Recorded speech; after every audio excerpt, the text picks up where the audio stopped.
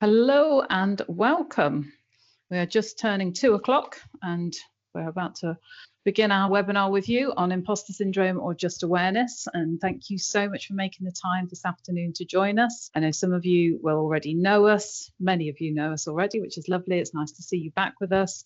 Some of you haven't met us before, so thank you. Thank you for finding us and thank you for joining us this afternoon. For those of you that don't know me, my name is Zoe Lewis. I'm the CEO here at The Leadership Coaches. Our main business is executive coaching. We do what it says on the tin, a bit like Ron Seal, or is it Ron Seal? Something along those lines. Yeah. So this afternoon, what we're going to be doing is we're going to be spending the next hour with one of our superb coaches, Jess Anderson, and she's going to be talking to you more about imposter phenomenon.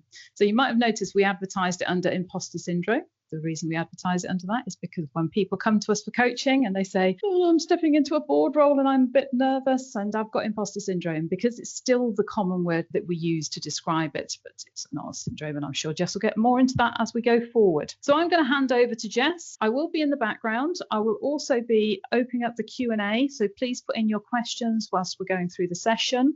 If there's things that you think actually, will that be announced publicly? I will announce the question. I won't announce your name. So don't worry about that. So write your questions in the Q&A as we're going through. As I say, I'm going to hand over to Jess now and I will be in the background to join you after.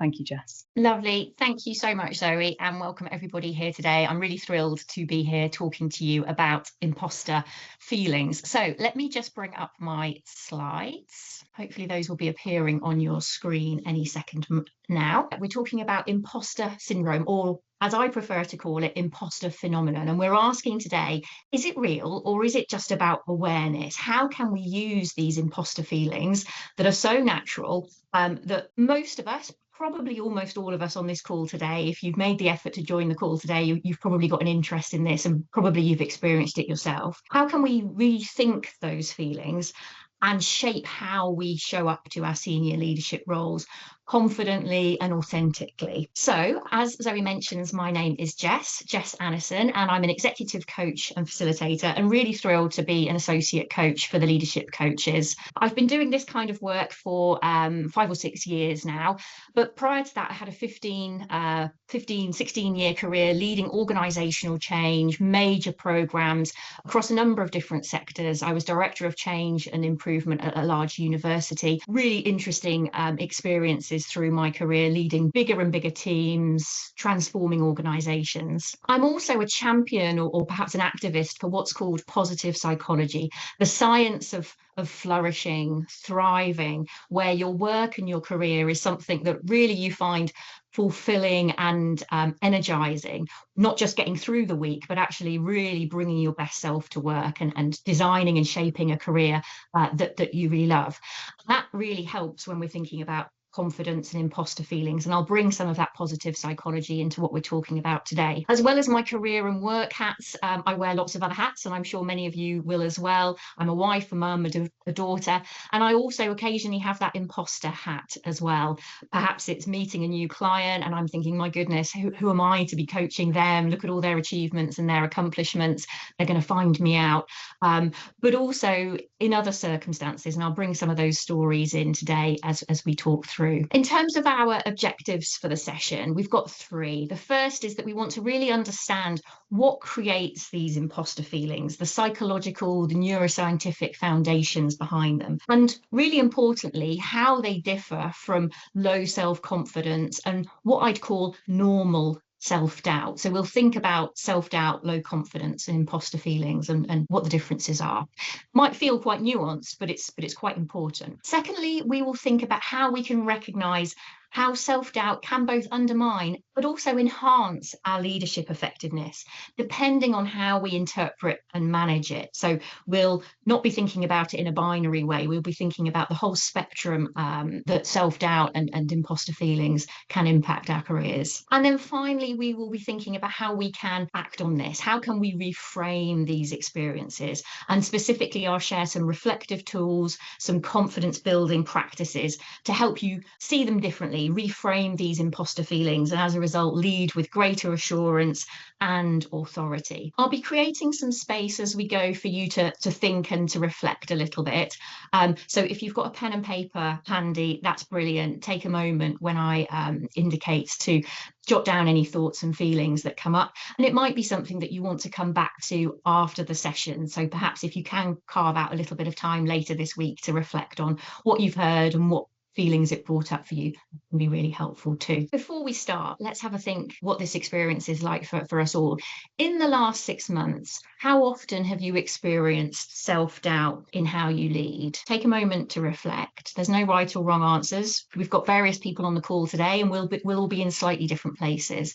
But for you personally, how often do you experience self-doubt? I suspect all of us experience self-doubt at times, and some of us experience that self-doubt quite often. Maybe it's questioning our judgment, worrying or wondering if we did the right thing, if we could have done something differently. And now getting a little bit more specific, how often do you feel like an imposter at work? That sense of feeling like a fraud, feeling like somebody's going to find out, realize that you've been over promoted or that you're not capable of doing what you're being asked to do. How often do you feel like an imposter at work? I think you'd be surprised by how many people would say that they do. Research studies repeatedly show that 70% of us feel like an imposter at work fairly often. And actually, it's particularly prevalent among high achievers. So there's no relationship whereby your imposter feelings go down as you become more senior and more experienced.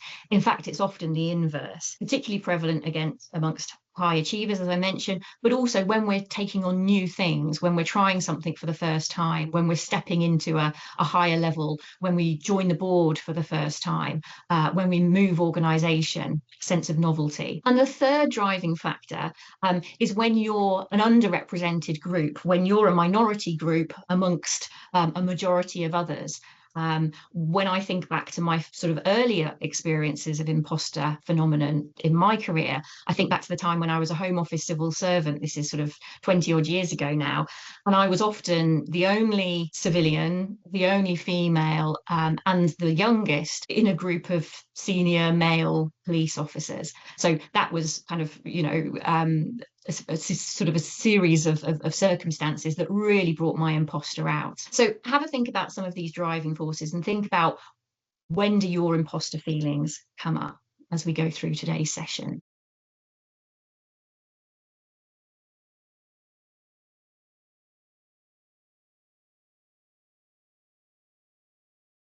Essentially, we're going to question whether this experience, which, as Zoe said, traditionally is called imposter syndrome, whether it's actually a problem to be solved or whether it might contain something really valuable and useful for us as self-aware leaders. Clance and Imes, Pauline Clance and Susan Imes were writing about this in 1978. So this is not a new idea. And they described imposter phenomenon as an internal experience of intellectual phoniness, the disbelief of one's own capacities and skills. And I really like that emphasis on intellectual phoniness. I think that perfectly captures how we understand it to be. So it's not new. Their research was primarily into high achieving women who, in public looked like they were achieving great things, but privately doubted their success and felt that it was all going to be ripped away from them. Their initial research was into women, but more recent studies have shown that it's very prevalent within men too. So this is not a gender issue, not to such an extent, or at least men aren't as open about it. Most studies show that 35% to 50%, somewhere in that order of men experience imposter feelings. But certainly in my own practice as an executive coach, working with senior leaders across a range of sectors, men are increasingly coming forward and saying, I feel a little bit like an imposter, or I feel like I've been over promoted and they're going to find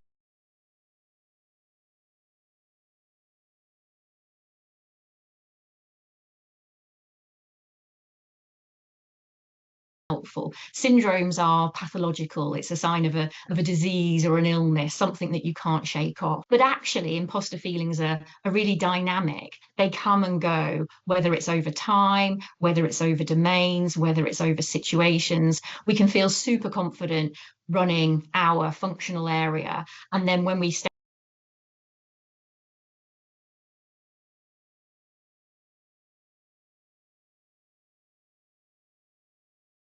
your strengths, but also the boundaries of those strengths. Clance herself has said she regretted using the labels, that it's sort of taken on a little bit of a life of its own.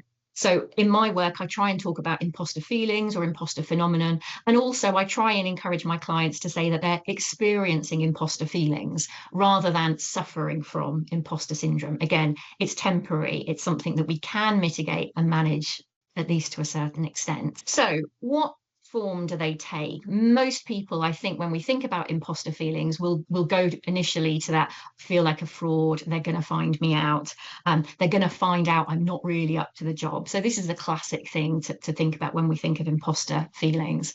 But there are some different presentations of it as well. It might come through in terms of comparing yourself to others. You know, that sense of getting away with it. Others know what they're doing. Others have got a real plan. Others are overseeing their functions. I'm just winging it. I'm getting away with it. I'm just muddling through and no one's realized yet. So that comparison aspect can play a role, making me kind of question it, and as a result, reduce the validity of it. There's two other ways that I certainly experience imposter syndrome, and often this is sort of the most prevalent form of experiencing it for me. Luck. I got lucky. Right place, right time. Anyone could have done it. Quite often somebody will say to me, "Oh, wow, Jess, you've had a really interesting career." And I'll say, "Yeah, I got lucky. Right place, right time.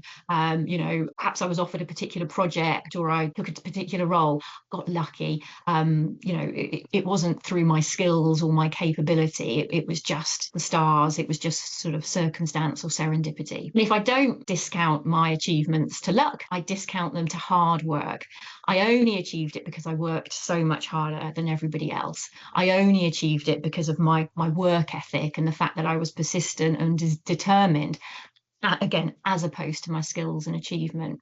And obviously sometimes luck to a certain extent does play a part. Hard effort does play a part, but imposter syndrome can be quite pervasive, and in some ways when I say these things to myself or I say them to other people, I'm really discounting so much that is good about me and what I'm capable of. So perhaps you recognize some of these as well.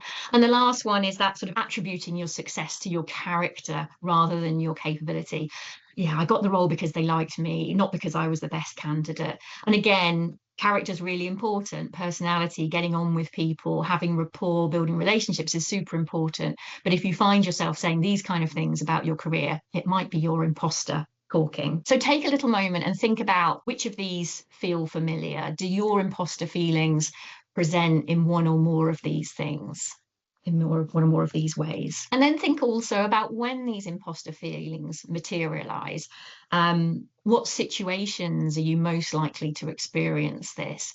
It might be when things feel stressful, you're presenting to the exec, you're having a difficult conversation with a colleague, but it could also be when you're being given praise, when somebody's saying well done on something, can you discount it? You say, oh, well, it was just hard work, or it was my team, I really didn't do anything, it was all my team. So different scenarios when these feelings can present.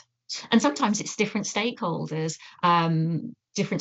whether it's colleagues, whether it's your boss, whether it's board level peers. Different people can invoke these imposter feelings more than others as well. So have a little think about how your imposter feelings materialize. Now, let's chat a little bit about what's the difference between self-doubt, what I'd call normal self-doubt, low confidence, and imposter feelings. We often use these interchangeably. Often I'll have coaching clients that come to me and they'll use all of these three phrases as if they're the same thing. And depending on how pedantic I'm being, I might encourage them to separate them out a little bit and really think about what it is that they're experiencing. So what I'll do is I'll tell a couple of stories, real clients, but I've changed the names to protect their innocence a little bit. So self-doubt, let's think a little bit about what we mean by normal self-doubt. When we do something for the first time, it's that sense of feeling butterflies, feeling a little bit anxious, but it not stopping us from going and doing it anyway. Feel the fear and do it anyway. And in fact, this self-doubt is actually quite helpful. It can help us reflect, it can help us grow, ensure that we're not complacent, that we're taking it seriously. So A client that I'm working with at the moment, she's a CTO in a big company. She's been heading up technology functions for 20 odd years, but she's just taken on that first board level role, and she feels really comfortable running her function. But board meetings, she feels anxious, she feels nervous, she feels a little bit uncertain when she's indicating that she wants to speak, but it's not stopping her from doing it. In fact, it's encouraging her to really think about what she's going to say, listen, really be curious about what she's hearing. And actually, recently, her team have said one of the things they love about how she leads is the fact that she is sort of willing to ask herself and the team, you know, what am I missing here? So she's not blustering in and assuming she knows everything, but it's also not holding her back either. That contrasts with sort of persistent low confidence. And I categorize this as an ongoing reduced belief in your ability. So this is more than just that uncertainty and doubt. It's actually having a material impact on how somebody's behaving. So as a result of their low confidence, they've got a tendency to stay in their comfort zone. And unfortunately, that reinforces the feeling. They don't speak up, which makes them feel a little bit less confident, which means they feel even less able to speak up again. This could be context specific, or it could be more pervasive. I had a client that came to me who had been through a really difficult a breakdown, frankly, in his relationship with the chief exec. And this had had a really, really significant impact on his confidence. He felt much less able to lead in the way that he wanted to do. He was sort of easily knocked by setbacks, where previously he'd have dusted himself off and got back involved. It was taking him a lot longer to be able to do that. And he was particularly conscious. For him, this was quite specific, context specific. He was particularly conscious of how he was feeling and how he was operating with the chief exec and the chair of the board in particular. And then finally, imposter feelings. This is a bit of a subset, if you like, of the two. That sense of feeling like a fraud, feeling like your success is due to external factors, luck or hard work, or somebody making a mistake in appointing you into that position or asking you to take on that responsibility. It's often linked to perfectionism and also to procrastination. I'll talk a little bit more about that in a moment. But again, another client, she'd worked her way up from HRBP to a chief people officer role. And as she became more senior, those imposter feelings grew. You know, the classic, I've been over promoted, they're going to realize. She really developed that perfectionist streak. She worked longer and longer hours, making sure she was polishing everything she was doing to an inch of its life. And then when the success came, because it did, she's really good at what she does, she would discount it by saying, well, it was only good because I worked so hard. It's only good because I had to work evenings and weekends, and that sort of has perpetuated the cycles. So we've been working a little bit on how she can get a little bit more separation and distance, and particularly control some of that perfectionism, so that she can reclaim her successes and see them for what they are, rather than her imposter feelings. So 3 linked psychological patterns. Self-doubt is really normal. We all experience it. It's often helpful. If that persists and becomes low confidence, that can be really quite damaging. And these imposter feelings, they're quite dynamic. They come and go, and they can help us too as we go through. We'll see how. Let's just talk a little bit about what the impact is. So my client that I mentioned there, the chief people officer, let's call her Jenny, occasional imposter feelings. As a result, she over prepares. This perfectionism tendency that makes her feel more stressed out. She's really risking burnout at the point at which she starts working with me, reducing her well-being, making her feel frazzled at home. She's not as present as she wants to be with her kids and her partner. She's not eating and exercising as much as she wants to. So there's that real life and well-being impact. But the over preparation is also meaning that she's not able to own her successes. She discounts them. It's just the hard work. The imposter feelings also mean that she's not seeking out new opportunities. She feels unsteady with the things on her plate already, and so she's not putting herself forward to be involved in the things that actually she'd really love to be involved with and she'd be really good at. As a result, that contributes to lower visibility, misses the chance to expand her skills, and as a result leads to slower career progression. This is a bit of a doom story. It is possible to turn this around, but I thought it might be helpful to share some of the ways in which imposter feelings can have a material impact. And what I'd like you to do just over the next 30 seconds or so is think a little bit about what's been the impact on your career to date. of your imposter feelings. And what's the impact at the moment?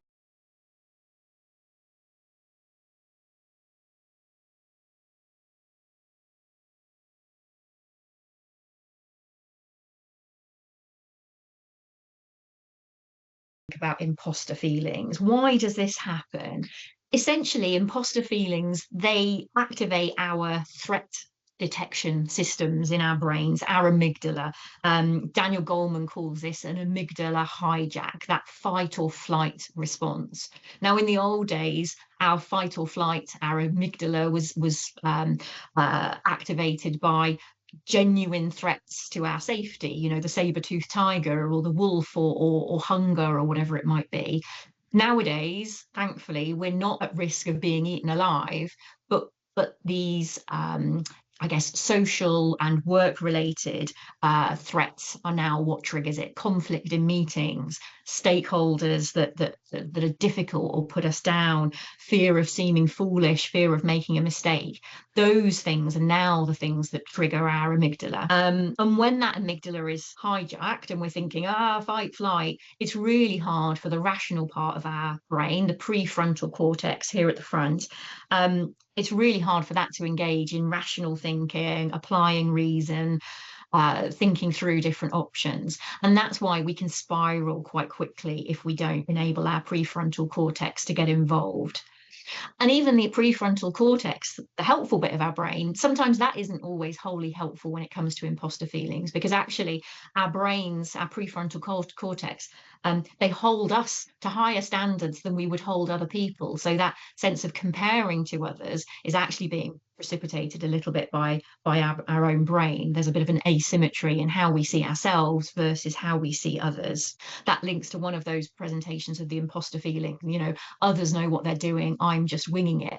Even when your amygdala isn't triggered, that's still quite an unhelpful position for your brain to take. So we're fighting our biology a little bit here, but we're also thinking about the psychological aspects of this as well. And you might have come across the Dunning-Kruger effect.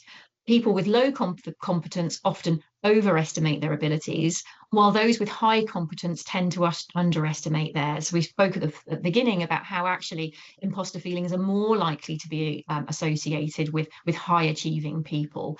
The more you know, the more you're aware of what you don't know. The more senior we become, the more we realize kind of who we are, our self-awareness about our strengths and our weaknesses. So actually this tends to get sort of more significant as we become more senior rather than less. But that means paradoxically that these imposter feelings can actually be a marker of expertise, a marker of self-awareness. They're not all bad. They can help us in that way. So what I want us to really think about today is this: are your imposter feelings distorting reality?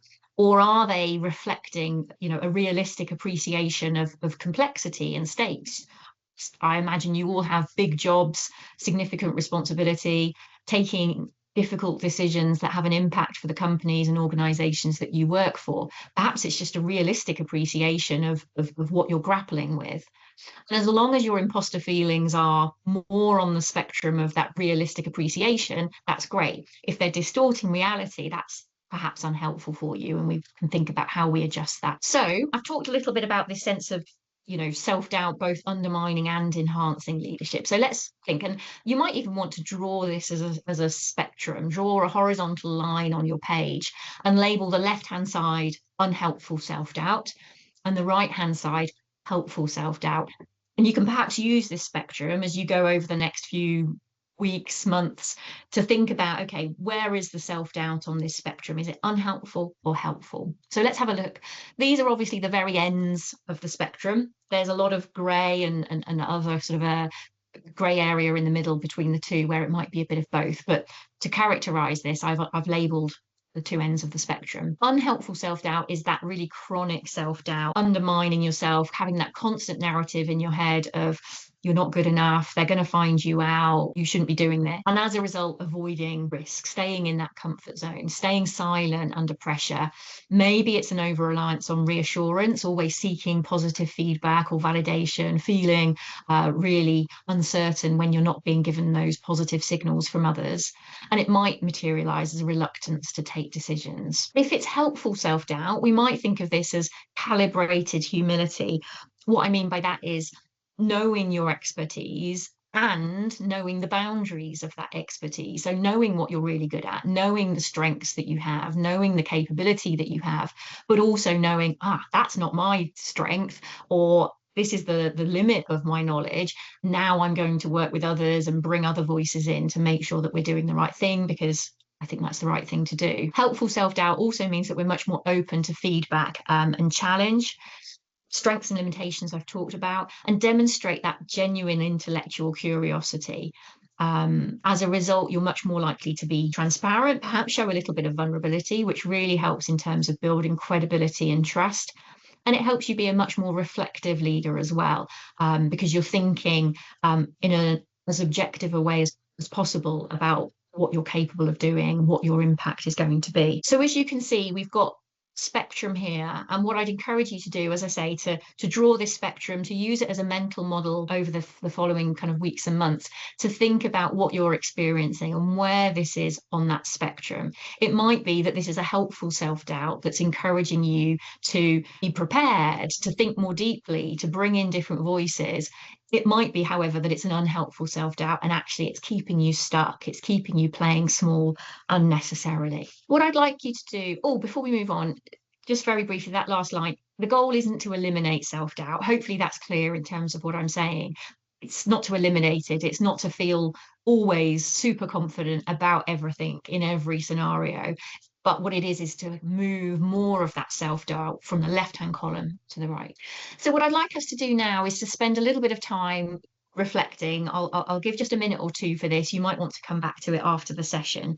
But think of a recent moment where you doubted yourself as a leader. Jot down, what was the context? What was happening? What were you telling yourself in that moment? What was the narrative that was going around your mind about what was happening, how you were responding to it, what you were capable of? What were the thoughts or the feelings that you were experiencing then? Looking back, was that doubt a distortion of reality, or was it an accurate assessment of the complexity that you were facing? Use the spectrum, if you like, to think about where it was in terms of it being a useful self-doubt, or actually just a distortion. And then finally, think about how you responded.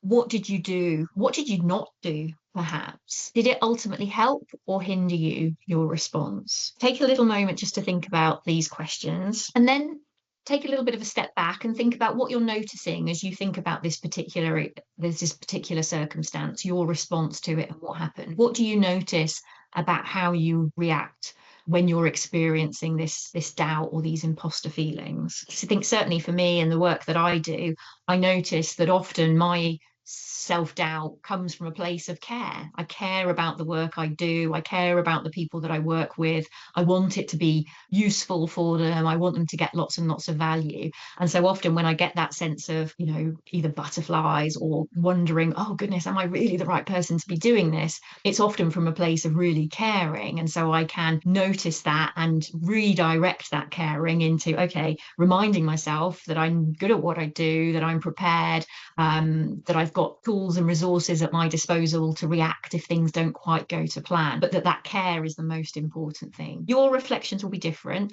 but have a think a little bit about what you notice when you think about how you react to these moments of self-doubt here. And the first tip is about letting go of perfectionism. Good enough, 80% rule.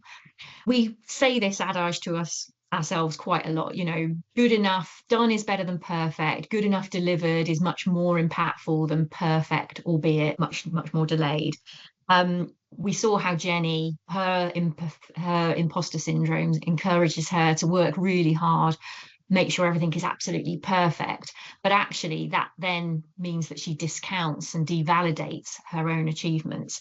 So practicing that working to 80% is really important. I'll often encourage clients to draw a spectrum on their paper, another horizontal line, and they'll articulate what does 100% great look like at this particular responsibility or project or challenge that they have in front of them. And then I'll get them to specify what would 80% look like, because actually sometimes we have this inherent understanding that 80% is enough, but we don't get really clear about what 80% means, what's not going to happen. And being really clear about that helps you then work towards it. So yeah, get clear on what 80% good enough would look like. Knowing and owning your strengths is a key part of this as well. As a positive psychology practitioner, I'm really big in terms of knowing our strengths. We can get much more value from playing to our strengths than we can from improving or mitigating our weaknesses. So thinking a little bit about your strengths. There are online strength assessments. It's work that you could do with a coach as well. To know and own your strengths is super helpful. And then once you've got that picture of your strengths, come back to it, refer back to it when you're having little wobbles or you're not quite sure whether you're the person for the job. Cultivate courage, so bravery. Sometimes we just have to do the thing. We have to rip off the band-aid. We have to put ourselves forward. We have to speak up. And when we do, it creates that positive spiral. Each act of courage builds new neural pathways within our brain. It demonstrates to us that we can do it, and as a result reduces that fear response. So think about how you might be just a little bit braver, not 20% braver, but just 2% braver even. What might that look like in your next board meeting, in your next assurance review? What might that look like to be just that little bit braver? And really importantly, think about self-compassion. Kristin Neff, if you've not come across Kristin Neff's work, I would highly recommend it. She identifies 3 aspects that sit within self-compassion. So mindfulness, taking a breath, noticing what's happening, having that headspace to focus on what you're doing. Self-kindness, so that's how we talk to ourselves, and often that best friend test. What would we say to a friend in this circumstance, and why wouldn't we say the same to ourselves? We're so much harder to ourselves than we would be to a friend in the same circumstance. And then finally, common humanity, remembering that actually these feelings are really normal. Most people experience imposter feelings. Everybody experiences self-doubt. It's a normal experience and we shouldn't beat ourselves up for it. So think about that. Self-compassion can really help as well. So a few tips there, but now let's dig in a little bit more into 3 tools that I think can be really helpful. I use these with clients. I also use them for myself.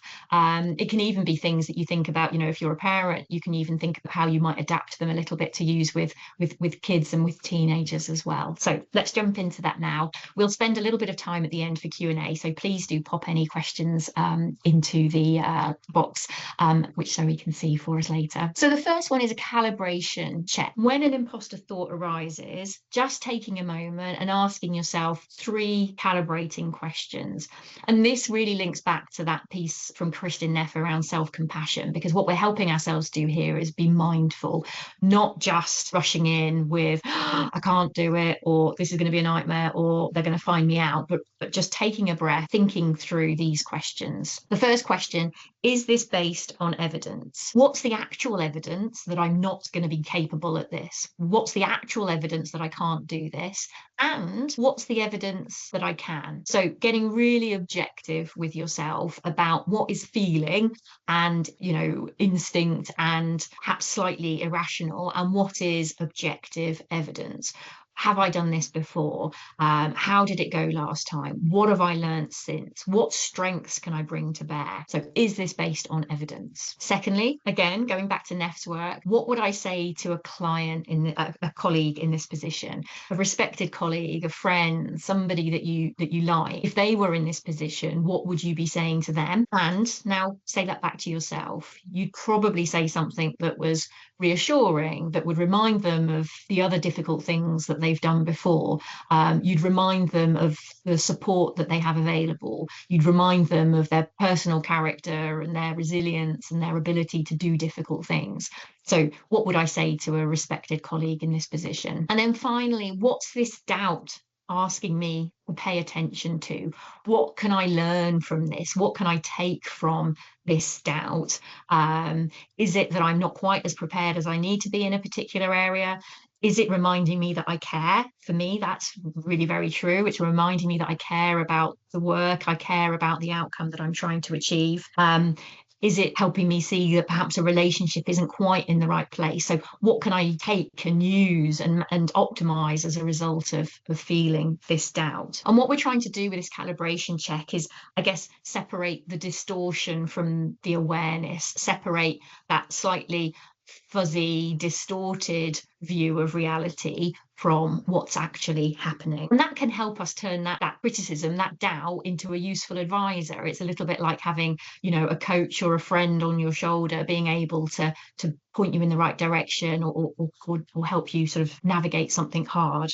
So that's the calibration check. The second is called the evidence inventory. And it's, again, a structured way to challenge these internal narratives, these internal stories that we tell ourselves, that our imposter tells us. And it comes from cognitive behavioral therapy. There's a brilliant tradition within executive coaching that's very much driven by cognitive behavioral coaching, and this is a really good example of that. The first thing you need to do is write down the imposter thought. Often it buzzes around our head and we don't really get specific on what exactly it is that we're worried about. So this first act, it might seem a little bit sort of unnecessary, but writing it down, getting clear on what exactly is it that you're telling yourself is super important. Once we've written it, we can be much more forensic about whether we believe it or not. But whilst it's just buzzing and creating noise in our head, that's really hard. So write it down. Next, list the concrete evidence against it. It might be experience, it might be previous examples of something you've done, it might be achievements that you've had, it might be feedback, it might be kind of a felt sense of what you're good at and why that might be useful in this particular circumstance. So write the longest list you can of the evidence that disputes that imposter thought. Next, notice the gap between the two.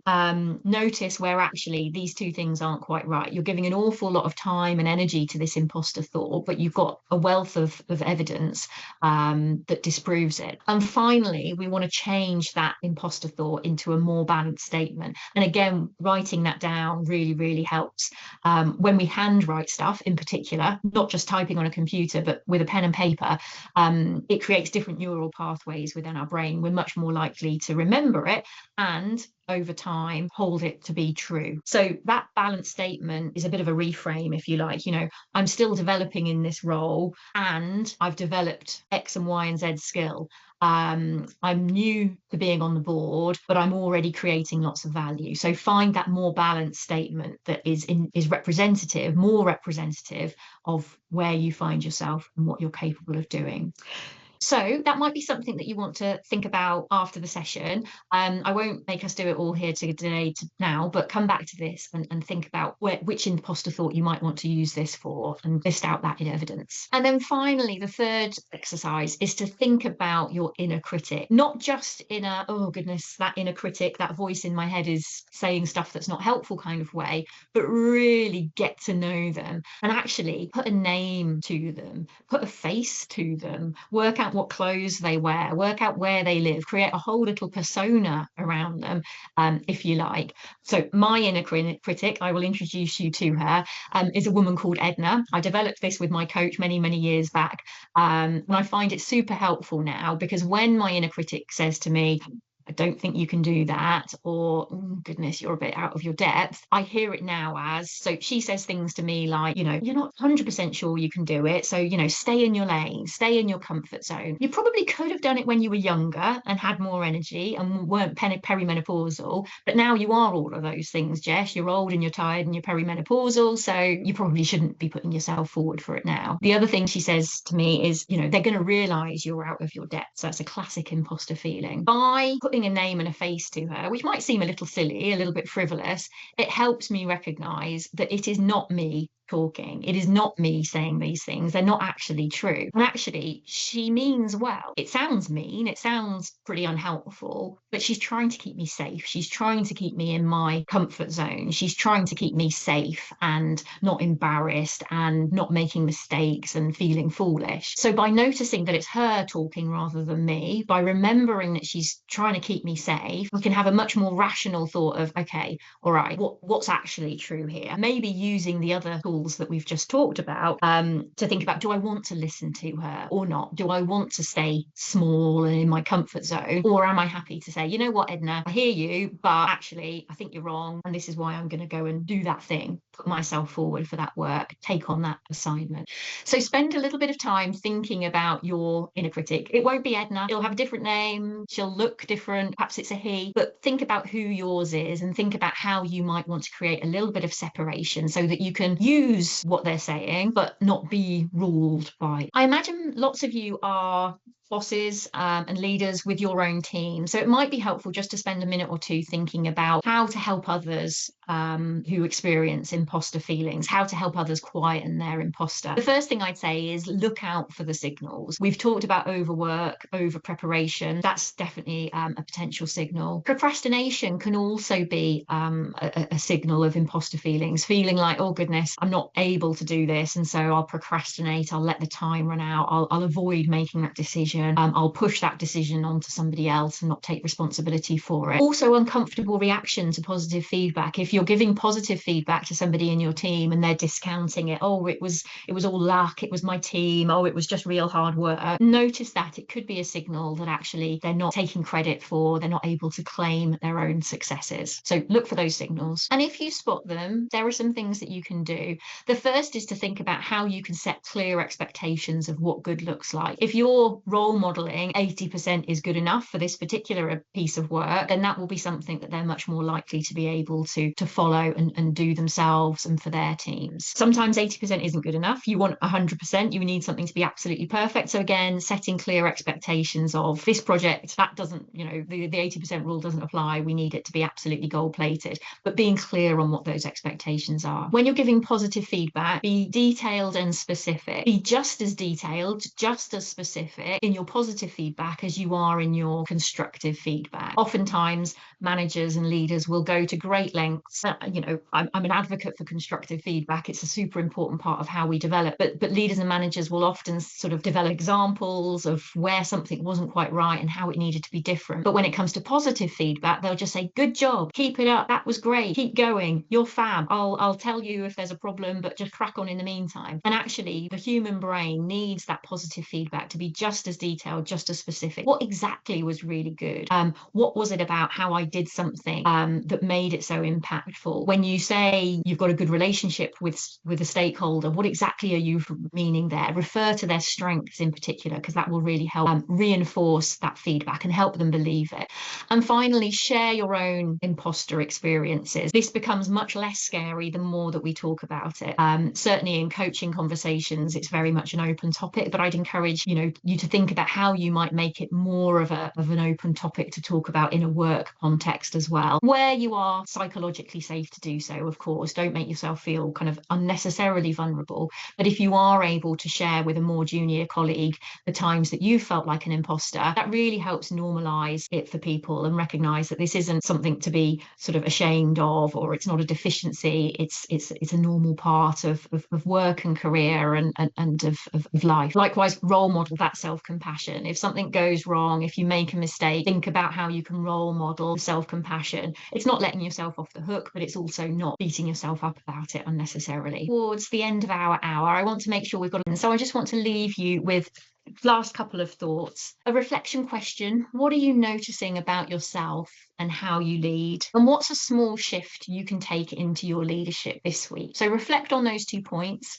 I'll bring up a reminder of the 4 exercises that we talked about today: the calibration check, the evidence inventory, naming your inner critic, and using self-compassion. So you might want to experiment with one of those, but it might be something else that's resonated for you. Great. I'd just like to say thank you. Thank you to you all for being here. And yeah, it'd be great to hear Any thoughts, any questions? I'll remove the Thank you so slides. much. That was wonderful, Jess. Lots and lots of content in a short amount of time. You've really delivered today. Thank you. Really, really super content. There are no questions just yet. So if you've got questions, please do pop them in there. But I did pop something together myself, which was just sort of having to think about the typical things that I've heard over the years. And I think one of those is about where people think that if they don't have imposter feelings, perhaps they're going to become cocky and like those people they don't want to be like. What are your thoughts on that? Yeah, it's a difficult balance, isn't it? I often have clients that come to me and say, I feel low confidence, I feel like that kind of imposter. Sometimes I get clients that come to me and say, you know what, it's all going really well. And I think pride is going to come before a fall. I don't want to be that person that is arrogant or complacent. More often than not, my clients are a real long way from that line. They are actually a long way from being overconfident, because they're in coaching, they've got that self-awareness, they're examining what they're doing. So I think if you have the benefit of having a coach, if you don't, having that reflective practice where you're examining what's gone well this week, where could I perhaps have done something differently, if you're in that zone of reflecting and developing your self-awareness, chances are you're probably on relatively safe ground. You're not going to be near that line of overconfidence. That's not the goal. The goal is not to mitigate and reduce the self-doubt and the imposter feelings to such an extent that we go too far. But as I say, that's almost always not the case. There's been one or two cases where I've worked with clients and I thought, oh, perhaps we do have a bit of a potential problem here. Perhaps this is something that we need to think about. But usually that's then addressed through helping them increase their self-awareness, whether that's through external factors, seeking feedback, getting some kind of challenging, often responses back to them to help them see how they're coming over, but also that more internal reflection on who they are and the impact that they want to have. Superb. Yeah, good thoughts. And the other thing I was thinking about is that in theory, it should be where most organisations are supporting psychological safety and people can talk up and say, actually, I'm feeling this. But I hear very mixed views depending on the organisation. Some organisations are very supportive and they'll say, these leaders ready for coaching. We know that they've got a lot of imposter feelings going on. So they're supportive. A lot of the time I get people when we're doing the pre-vetting before we get into the coaching chemistry calls here, we have that moment where they'll come along and they'll say, I don't want my organisation to know. So can we talk to the organisation about how I'm going to be present on the board? But actually what I really want to talk about is how I'm feeling. What are your thoughts around the organisations and whether we do or we don't reveal our true self? Oh yeah, it's a great one. Nobody can tell you that you're psychologically safe to do or say something. It's something that you have to determine for yourself. And one person can feel psychologically safe to say something in an organisation, and another person sort of sitting alongside them can feel unsafe. So that's not something that an organisation can, propose or encourage. It's something that individuals have to determine for themselves. It happens. I absolutely recognize that scenario where we have a stated goal for coaching, but we've got some sub goals underneath that are underpinning that really play to that. And that's fine. I think if the client needs that sense of protection or safety, then that's fine. I'm really, really, really happy to work with that. I think it's about how we can use, whether it's coaching, role modeling, mentoring, leadership development activities to help leaders then role model that from the top, because it's much easier. I've definitely worked in organizations before where the chief exec has been, quite humble and has said, goodness, I've had a wobble on this. And the amount that does, the positive benefit that has for other people to be able to say, oh, you know what, I feel a little bit less sure today than I kind of would like to be. And that's okay. I've also worked in organizations where, the chief exec has given off this vibe of being completely unflappable, absolutely always on top of his game. And it then becomes so hard to be able to say, I'm not sure, or I need to think about it, or I'm not quite sure that's right. So yeah, role modeling is super helpful. And I think us coaches working with people to help them build their confidence within that is a great sort of opportunity as well. So yeah, some good reflections there. I completely agree. Thank you. We have no other questions coming in, and as we are now at 5:03, I think it's probably a really useful time to wrap up. So just to say again, thank you so much, Jess. I can see the amount amount of energy and effort that you put into that, and some really good case studies, some great tools. And I think that you've really delivered for everyone who's arrived today and given up their time for us. So thank you. It's really appreciated. Lovely. Thank you, Zoe, and thank you, everyone. Thank you. And to all of our participants, thank you so much for coming along and joining in. As always, it's wonderful to see you. If you've enjoyed this, we'll be sending out more information on this tomorrow. We'll also send a YouTube link. Feel free to share it with your organisations. And I know many of you already work with us. So if this has resonated with you and you're thinking, actually, I could do with a coach, probably already work with your organisation. So feel free to talk to your account manager or email into us, zoe@theleadershipcoaches.co.uk, and we can follow up with you on that. Superb. So thank you again, and we will be in touch on more webinars next month. Thank you. Thank you all.